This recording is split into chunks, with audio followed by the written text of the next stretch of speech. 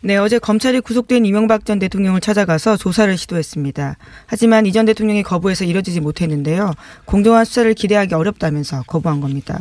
어제 오후 1시 20분 정도에요. 서울 동부지검을 찾은 검찰 수사팀이 2시간 만에 발길을 돌려야 했습니다.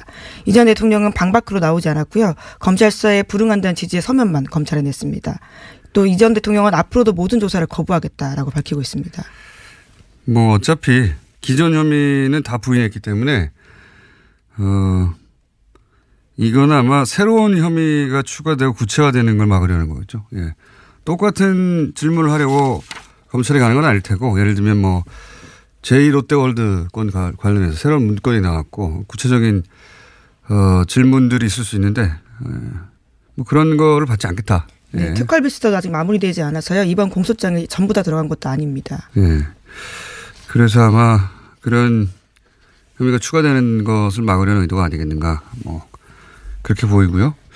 이건 나중에 오늘은 아니고 이정열 부장판사나 혹은 변호사 한번 연결해가지고 짚어볼까 합니다.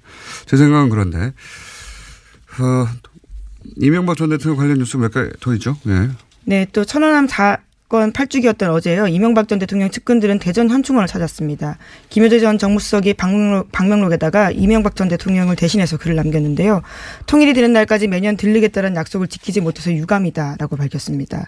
측근들은 구속수감되기 전에 이명박 전 대통령이 천안함 참배를 당부했다라고 밝혔는데요.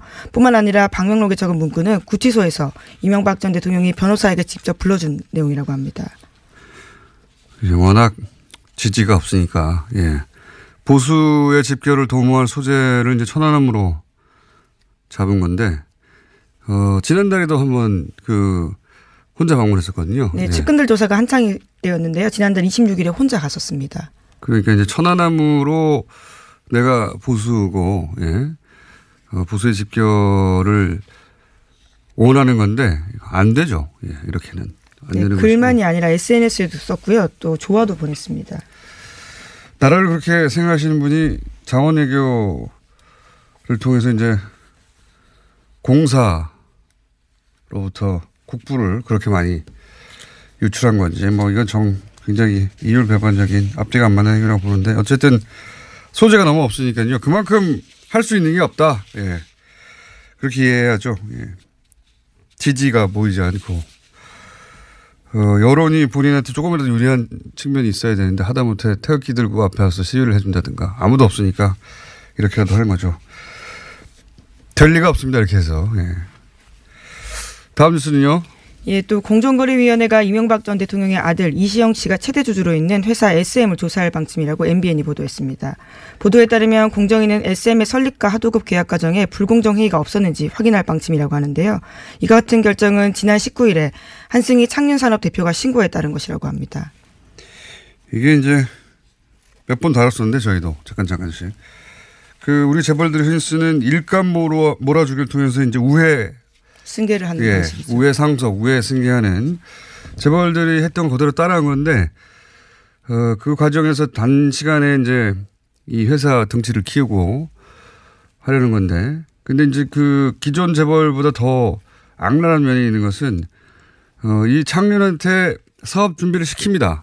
창륜이 투자하게 만들어서 그래서 회사가 본격적으로 사업을 쓸 준비가 되자 그 회사에서 일감을 끊어버리죠. 예.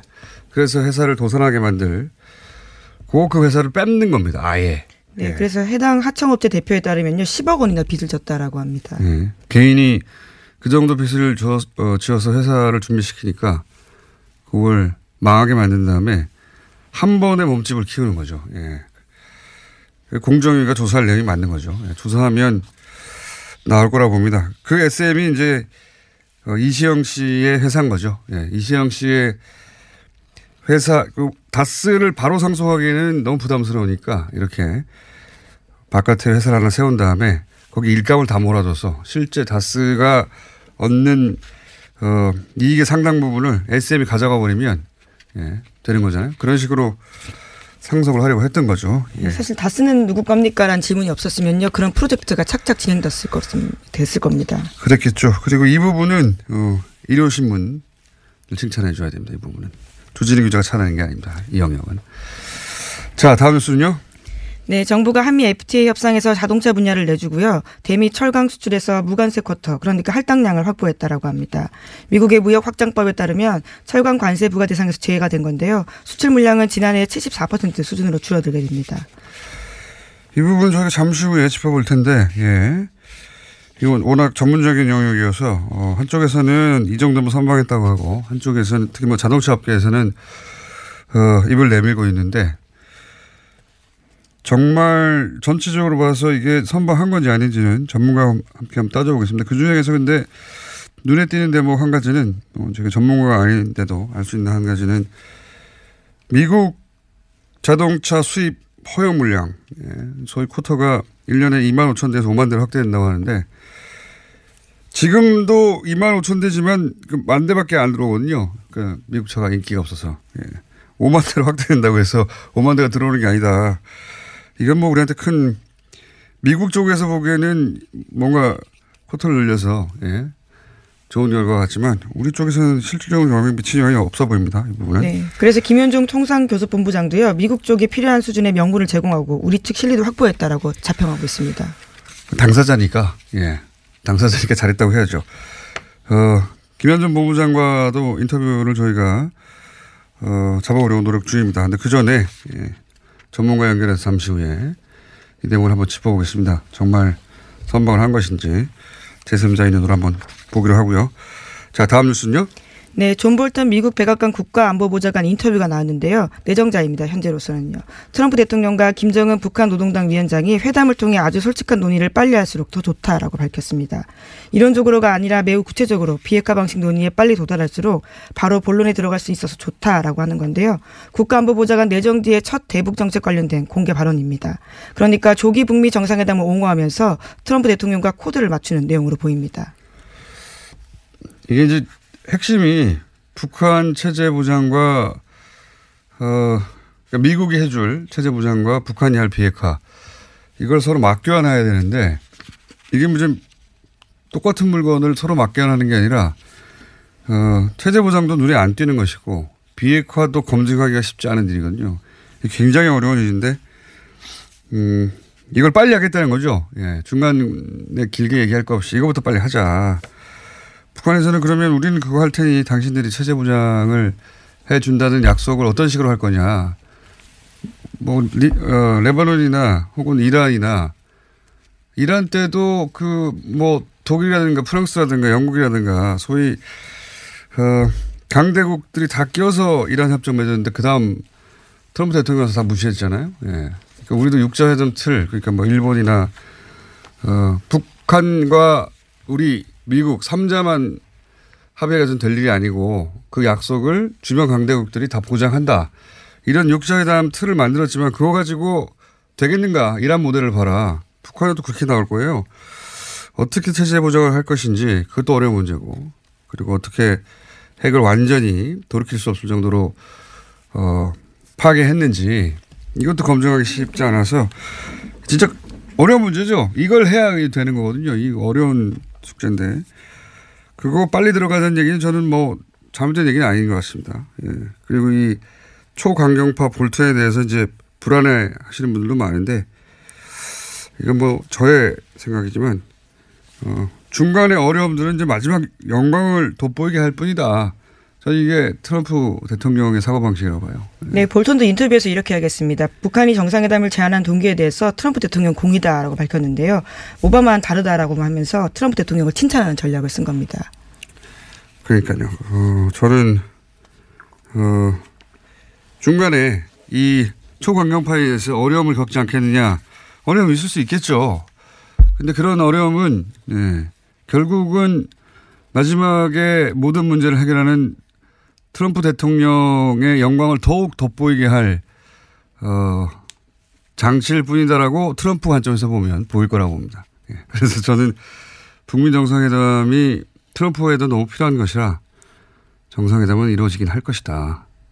그 회담이 문제가 아니라 서로 이걸 어떻게 보장할 것인지 잘 떠오르진 않습니다. 어떻게 체제가 북한 입장에서는 자기들의 체제가 안전하게 보장됐다고 생각해야 핵을 다 개발해 놓은 핵을 포기할 거 아닙니까? 예.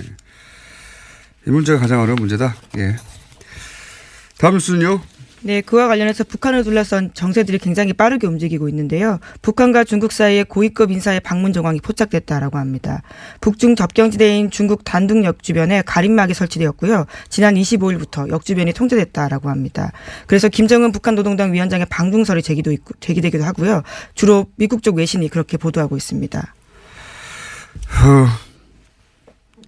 중국과 만약에 트럼프를 만나기 전에 김정은 위원장이 먼저 만나면 트럼프 대통령 입장에서 김이 좀 빠지잖아요. 예. 그래서 저는 북한의 미국 언론들은 다 이제 김정은 위원장이 중국을 방문했다고 보도하고 있는데 김정은 위원장이 직접 갔겠는가 그런 위험도 있는데 지금 뭐 중국은 언제든지 방문할 수 있잖아요. 예. 중국과 관계가 과거보다는 소원하지만 미국하고는 다르니까. 그래서 김여정일 수도 있다는 생각도 저는 합니다. 예. 네, 오늘 아침 세계일보도 그렇게 보도했습니다. 정부 소식통을 인용해서요. 김여정인 것으로 알고 있다라고 하면서 간 사람은 김정은 위원장이 아니다라고 밝히고 있습니다. 그래요? 예. 저도 그렇게 생각은 드는데 그냥 근거가 있는 건 아니고 이런 추정에 의해서 예. 중국 트럼프 대통령이 가진 그 성향 모든 영역은 나에게 예. 지구의 위기를 핵전쟁 위기로부터 구한 사람 이거 되고 싶은데 뭐 중국과 먼저 만나가지고 중국과 핵폐기 문제를 논의할 대상이 아닌데 북한이 굳이 김정은까지 갔겠는가. 그렇지만 고위급이 가야 예. 그동안의 관계를 좀 소원했던 관계를 풀 테니까. 그래서 지금까지 관례를 보면 김여정 역할을 많이 했지 않습니까? 네, 예. 그렇죠. 예. 남한에도 내려왔었고요. 제1부부장으로서 역할 이상을 하고 있습니다. 그러니까 동생이니까요. 네, 또 중국 대변인 쪽에서도요. 이 상황과 관련해서 알지 못한다라면서 공식적으로 확인해 주지는 않고 있습니다. 그건 뭐 앞으로도 확인되지는 않겠지만 그 정도 급이 가지 않았을까 이렇게 추정해 봅니다. 네. 근거는 없습니다. 어차피 북한 관련은 다들 추정하고 있는 거라 중국도 북한도 확인해 주지 않으니까요. 자, 다음 뉴스는요. 네, 성폭행 혐의를 받고 있는 안희정 전 충남지사가 어제 구속영장 실질심사에 나오지 않았습니다. 안 전 지사 쪽에서는 불이익을 감수하는 것은 국민에 대한 참회의 뜻이다라고 밝혔는데요. 하지만 법원이 받아들이지 않았습니다. 안 전 지사 없이 영장 심사를 할 수 없다면서 내일 오후로 기일을 다시 잡았습니다. 안 전 지사는 이제 불출소하면 지금까지는 다 구속됐으니까 예, 다투지 않고 구속되겠다 이런 의사 표현을 한 건데 이제 법원 입장에서 보면은 바로 직전에 이명박 전 대통령이 또 예, 출석하지 않았잖아요. 그러면서 한 차례 홍역을 치렀죠. 법원이. 예, 기준이 뭐냐 그러면서. 이번에는 그러니까 앞으로 모든 피의자는 무조건 나와라 하는 기준을 이번에 세우겠다는 법원의 의지인 것 같습니다. 네, 그런 원칙을 내놨습니다. 예, 과거에는 이렇게 안 나오면 그냥 서류심사 구속했거든요. 근데 이명박 전 대통령 때문에 크게 논란이 한번 됐죠. 예. 법원이 그런 기준을 세운 걸로 보이고요. 안희정 전 지사는 본인은 구속이 거꾸로 되고 싶어 하는 것 같아요. 예, 현재. 네, 6.13 지방선거를 앞두고 바른미래당의 유승민 공동대표와 안철수 인재영입위원장이 전면에 나섰습니다. 첫날부터 미묘한 신경전을 펼쳤다라고요. 언론이 보도하고 있는데요. 유승민 공동대표는 기자들을 만나서 안철수 위원장의 서울시장 출마에 대해서 언급했습니다. 또 안철수 위원장도요. 유승민 등판론에 대해서 기자들이 질문하자 함께 논의하겠다라고 이야기했습니다. 뭐 이런 상황은 예견됐던 건데 안철수 전 대표가 가는 곳마다 이런 일이 벌어지거든요, 항상. 예. 안철수 대표 쪽에서는 이제, 예를 들어 서울시장에 나갔다가 낙선했을 때 입을 정치적 타격 같은 게 있지 않습니까? 예. 나만 그런 타격을 입을 수는 없다. 유승민도 같이 나와달라. 이런 얘기인 것이고, 유승민 대표는 무슨 소리냐. 같이 공동대표 해달랄 때는 안 해주더니, 예. 지방선거가 이제 잘못했을 경우 원하는 결과가 안 나왔을 때 책임지기 싫으니까 빠져나간 거 아니냐, 그때는. 예.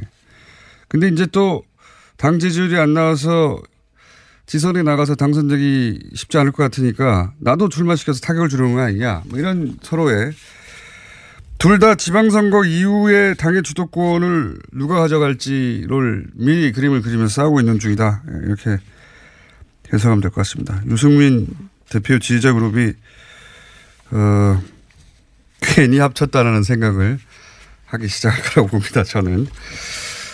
한편 좀 더 큰 틀에서 보면 자유한국당에서는 후보를 지금 못 만들고 있잖아요. 네, 난항을 겪고 있습니다. 네, 그게 의도된 난항이 아닐까 하는 의구심이 드는 것이 만약에 자유한국당이 이런 식으로 후보를 끝까지 못 내면 결국은 민주당 쪽 후보 한 사람과 안철수 후보로 마치 자연스럽게 단일화되는 듯한 효과가 나는 거군요. 보수 후보는 안철수 전 대표 그리고 뭐 여당적인 후보 한 사람 이런 1대1 구도를 처음부터 선거 연대를 한다고 하면 공격받을 것이고 그리고 단일화해도 공격받을 것이고 그렇게 만들어가는 와중이 아닌가 저는 그렇게 봅니다. 네. 그래서 결국은 여당 후보 하나 그리고 보수 야당 후보 사실상의 단일 후보 안철수 이런 그림이 그려지지 않을까 지금까지 그렇게 전망이 됩니다. 네.